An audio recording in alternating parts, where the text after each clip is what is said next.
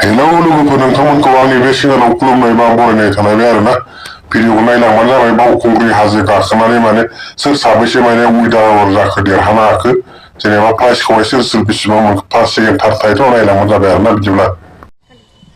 तो आपका नाम क्या है? मेरा मोहित सुब्बा। तो आप लास्ट ईयर भी आए थे या फिर इस बार पहली बार आए हो यहाँ पे? ये पहली बार है मेरा। अच्छा, कैसा लग रहा है तो आपको बावखुंग्री फेस्टिवल एक्सपीरियंस कैसा है आपका? पहली बार आए हो ना? हाँ, बहुत अच्छा लगा। मतलब दौड़ने के लिए आया था।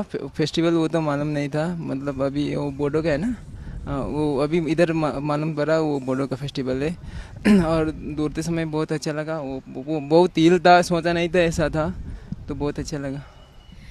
तो हमारा जो भी विनर है वो मैं देख रही हूँ कि मतलब आप लोग का जो कालिम्पोंग है ना वहाँ से आ रहा है ज़्यादातर। तो वहाँ पे बावखुंग्री फेस्टिवल जो है वो फेमस है सब मतलब ऐसा मतलब पार्टिसिपेंट वहाँ से बहुत आते हैं ना, तो वहाँ पर जानते हैं क्या लोग बावखुंग्री फेस्टिवल क्या है?